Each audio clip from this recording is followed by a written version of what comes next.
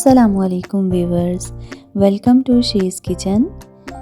आज हमारे किचन में बन रही है नमकीन चना दाल। बहुत ही मज़ेदार सी चटपटी सी चना दाल की रेसिपी आज आपके साथ शेयर करूँगी। इसे एक बार बनाने के बाद आप महीनों यूज़ कर सकते हैं। बहुत ही क्रिस्पी और चटपटी सी चना दाल हम रेडी करते हैं, जैसे बाज़ार से हम खाते हैं बिल्कुल वैसी ही। बच्चों की फेवरेट है और चाय के साथ ड्रामा देखते हुए खाने में बहुत ही मज़ा आता है। तो चलें अपनी रेसिपी करते हैं स्टार्ट। बिस्मिल्लाहिर्रहमानिर्रहीम।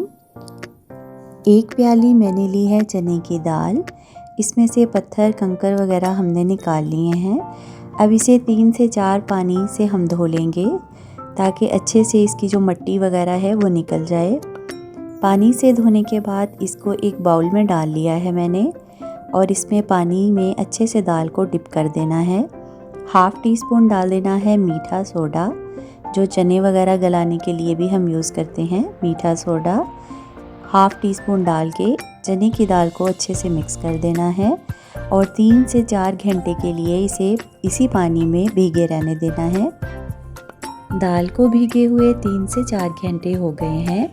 अब ये पानी हम स्ट्रेनर में दाल को डाल देंगे और इस पानी को गिरा देंगे और एक दफ़ा फिर से साफ़ पानी से दाल को धो लेंगे। दाल को हमने अच्छे से पानी में धो लिया है और अब इसे हम किचन टॉवल के ऊपर डाल देंगे और इसका पानी हमें ड्राई करना है। तो दाल को हम अच्छे से टॉवल के ऊपर फैला लेते हैं और इसे 15 से 20 मिनट के लिए इसे ड्राई होने देंगे। बहुत ज़्यादा देर के लिए नहीं छोड़ेंगे दाल को, बस इतना कि इसका जो एक्स्ट्रा पानी है वो अच्छे से सूख जाए और टॉवल के अंदर वो अच्छे से जज़्ब हो जाएगा। तो इसलिए अब इसे हम फैला देते हैं और आधे घंटे के लिए इसे छोड़ देते हैं। दाल को फ्राई करने के लिए मैंने बनस्पति घी यूज़ किया है। आप ऑयल भी यूज़ कर सकते हैं। मैंने हल्की आंच पर घी को रख दिया था। अब घी अच्छे से मेल्ट हो गया है। चिप्स फ्राई करने वाला जो स्ट्रेनर हमारे पास है हम उसे यूज़ करेंगे और दाल को घी के अंदर ये देखें इस तरह से डिप कर देंगे।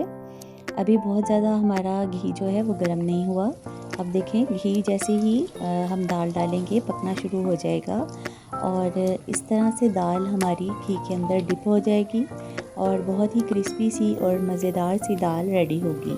4 से 5 मिनट लगेंगे और ये जो बबल्स आ रहे हैं, जैसे ही दाल हमारी क्रिस्पी हो जाएगी तो ये बबल्स जो हैं वो बनने ख़त्म हो जाएंगे। तो इसका मतलब है कि हमारी दाल क्रिस्पी हो चुकी है।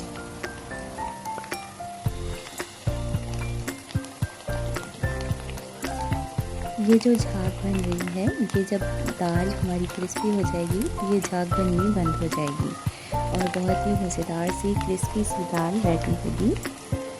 तो ये देखें अब ये झाग जो है बहुत कम हो गई है, आप देख सकते हैं, और दाल की आवाज़ भी आप सुन सकते हैं। बहुत ही क्रिस्पी हो गई है दाल।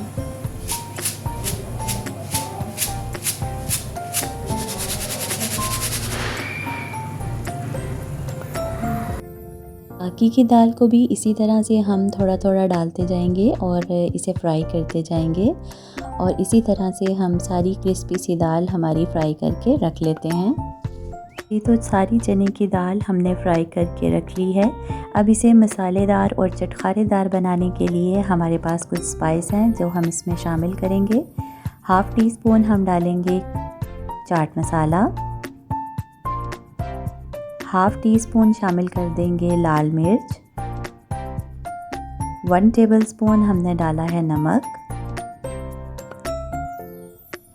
इन तीनों चीज़ों को अच्छे से मिक्स कर लेंगे।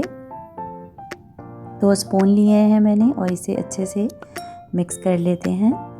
मिक्स करने के बाद इसे हम निकाल लेंगे एक प्लेट में या जार में, आप इसे भर कर रख सकते हैं। ये दाल को मज़ीद चटखारेदार बनाने के लिए इसमें शामिल कर दिया है आधा लीमू और इसे अच्छे से कर लेंगे मिक्स। बहुत ही ज़बरदस्त सी दाल हमारी रेडी हो गई है। बच्चों को घर पर बना कर दें ताकि साफ़ सुथरी चीज़ें बच्चे घर का हेल्दी फूड खाएं, और ये है कि बच्चे बहुत खुश होते हैं जब उनके लिए ख़ुद अपने हाथों से चीज़ें बना कर दी जाती हैं।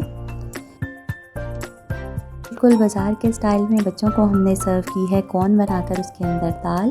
بچے اس سے بہت ہی خوش ہو جائیں گے، ضرور یہ ریسیپی ٹرائی کریں۔